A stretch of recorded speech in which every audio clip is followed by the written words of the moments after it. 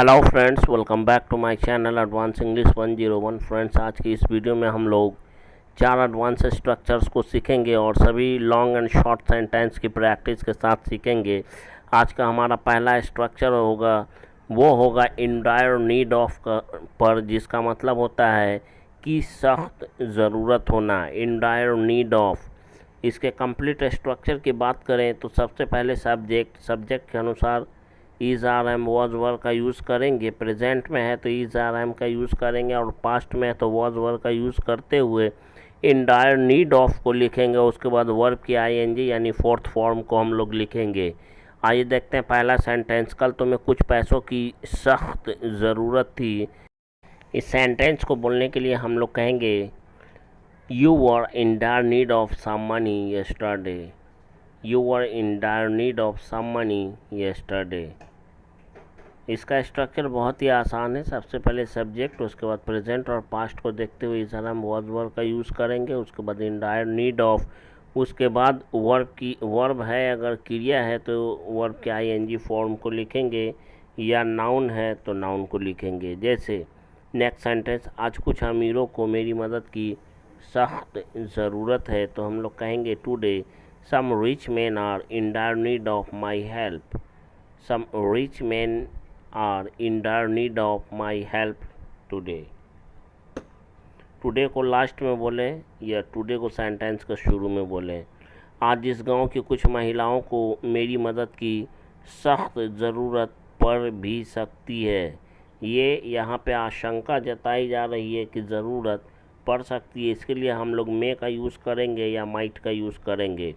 Today some women of this village may be in dire need of my help. Next sentence लंबा है लेकिन बहुत काम का है, प्रैक्टिस के लिए बहुत बेहतरीन चीज़ है, ज़बरदस्त चीज़ है। हालांकि मैं पहले से ये बात जानता हूँ कि आज उसे अपने बेटे के इलाज के लिए कुछ पैसों की सख्त ज़रूरत है, इसलिए मैंने उसे कुछ पैसे देकर उसकी मदद की।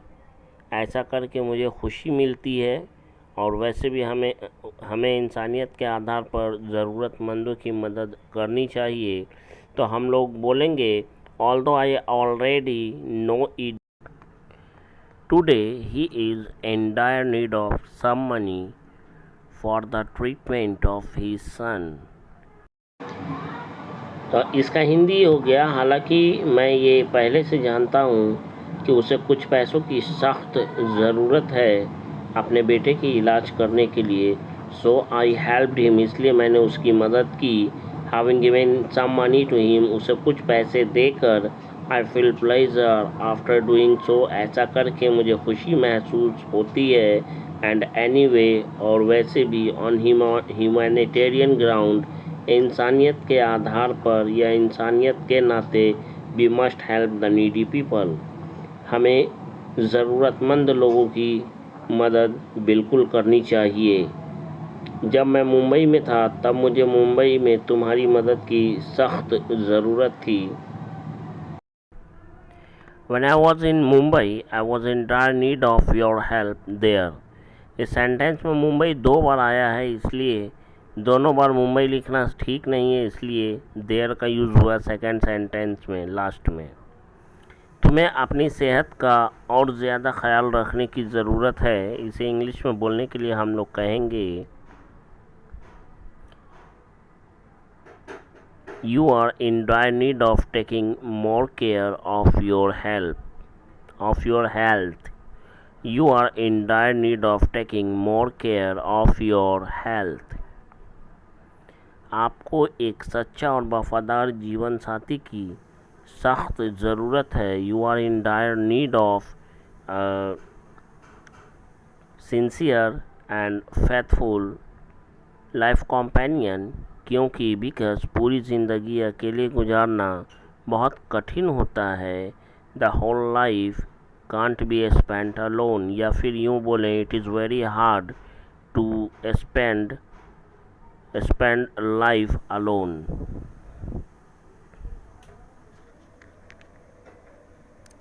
मुझे अपने परिवार के रहने के लिए एक नया और बड़ा घर खरीदने की सख्त ज़रूरत है। I am in dire need of buying a new and big house for my family, क्योंकि बिकॉज हम लोगों ने पिछले 20 वर्षों से किराए के मकान में हम लोगों को रहना पड़ रहा है, because we are having to live in a rented house for the last 20 years, और हम लोग किराया दे देकर थक चुके हैं, and we are fed up with paying rent. Once again, I am in dire need of buying a new house and big house for my family to live, because we are having to live in the rented house for last 20 years and we are fed up with paying rent. ऐसे वाक्यों को अगर आप ऐसे वाक्यों की practice अगर आप 8 से 10 बार करेंगे तो पूरा स्ट्रक्चर, सेंटेंस का स्ट्रक्चर आपके माइंड में होगा, और जितने भी इसमें यूज़ किए गए वोकैब्स है वो भी आपके माइंड में रहेगा. और 8 से 10 बार प्रैक्टिस करने के बाद आपके अंदर फ्लुएंसी भी ज़बरदस्त रहेगी. इसलिए प्रैक्टिस करें मेरे भाई, प्लीज़ प्रैक्टिस नहीं करेंगे जब तक प्रैक्टिस नहीं करेंगे तब तक आप एक छोटा से छोटा सेंटेंस भी नहीं बोल पाएंगे. इसलिए practice is most important. If you are a learner and want to become a fluent English speaker, so you should practice more and more. I hope कि आपको समझ में आ रहा होगा मैं क्या बोल रहा हूँ, तो प्रैक्टिस कीजिए. नेक्स्ट हमारा स्ट्रक्चर होगा से काम चला लेना या से काम चलाना. इसके लिए हम लोग यूज़ करते हैं मेक डू विद का. मेक डू विद जिसका मतलब होता है से काम चलाना या से काम चला लेना. मेक डू विद बहुत इम्पोर्टेंट है, ये हर दिन यूज़ किया जाता है. कोई ऐसा दिन नहीं जो हम लोग अपने आम बोलचाल में इसका यूज़ नहीं करते हैं. स्ट्रक्चर की बात करें तो सबसे पहले हम लोग सब्जेक्ट को लिखेंगे, उसके बाद हेल्पिंग वर्ब जो भी लगेगा वो लगाएंगे, उसके बाद मेक डू विथ का यूज़ करेंगे, उसके बाद नेम ऑफ द थिंग उस चीज़ का नाम लिखेंगे जिसके बिना हमारा काम जिससे हमारा काम चल रहा है. मैं पुरानी मोबाइल फ़ोन से ही काम चला रहा हूँ, तो इसे बोलने के लिए हम लोग कहेंगे I am making do with old mobile phone.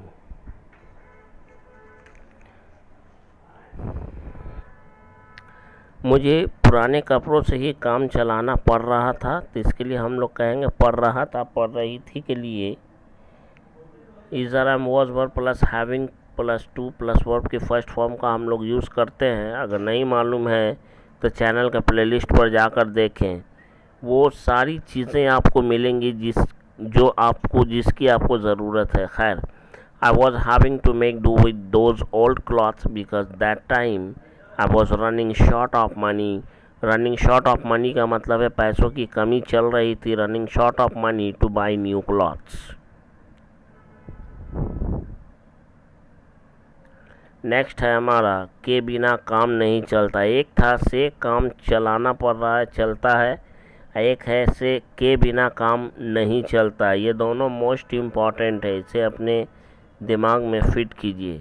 Make do without इसका यूज़ करते हम लोग जब भी बोलना हो के बिना काम नहीं चलता है. स्ट्रक्चर बहुत ही आसान है. सब्जेक्ट प्लस कांट और कुडंट, प्रेजेंट और पास्ट के लिए दोनों के लिए है. प्रेजेंट के लिए कांट और पास्ट के लिए कुडंट. उसके बाद मेक डू विदाउट, उसके बाद उस चीज़ का नाम लिखेंगे जिसके बिना हमारा काम नहीं चलता है. जैसे मेरा मोबाइल फ़ोन के बिना काम नहीं चलता है. Can't make do without mobile phone. I can't make do without mobile phone. केवल मोबाइल नहीं लिखेंगे, मोबाइल का मतलब होता है चलता फिरता हुआ, इसलिए मोबाइल फ़ोन लिखना चाहिए, बोलना भी चाहिए मोबाइल फ़ोन. मोबाइल का मतलब होता है, केवल मोबाइल का मतलब होता है चलता फिरता हुआ.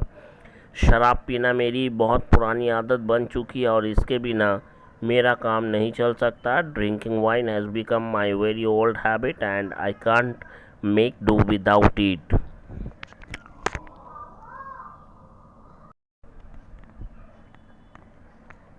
The more you practice, the more you will become fluent in spoken English.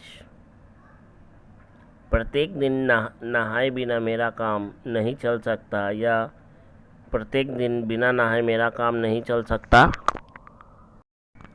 I can't make do without taking bath every day. Next है हमारा महंगा पड़ना, जिसके लिए हम लोग यूज़ करते हैं कॉस्ट डियरली का। और इसके स्ट्रक्चर की बात करें तो स्ट्रक्चर कुछ इस तरह से होगा। महंगा पड़ेगा के सेंस में हम लोग इस स्ट्रक्चर का यूज़ करेंगे। इट विल कॉस्ट, उसके बाद मी यू जिसके बारे में बोलना है वो लिखेंगे, उसके बाद डियरली, उसके बाद टू, उसके बाद वर्ब की फर्स्ट फॉर्म। जैसे मुझ पर उंगली उठाना तुम्हें महंगा पड़ेगा, तो इसके लिए हम लोग कहेंगे it will cost you dearly to raise your finger at me. उस पागल लड़की पर हंसना हमें महंगा पड़ेगा। इस इंग्लिश में बोलने के लिए हम लोग कहेंगे it will cost us dearly to laugh at that mad girl. It will cost us dearly to laugh at that mad girl. Laugh at का मतलब होता है किसी पर हंसना।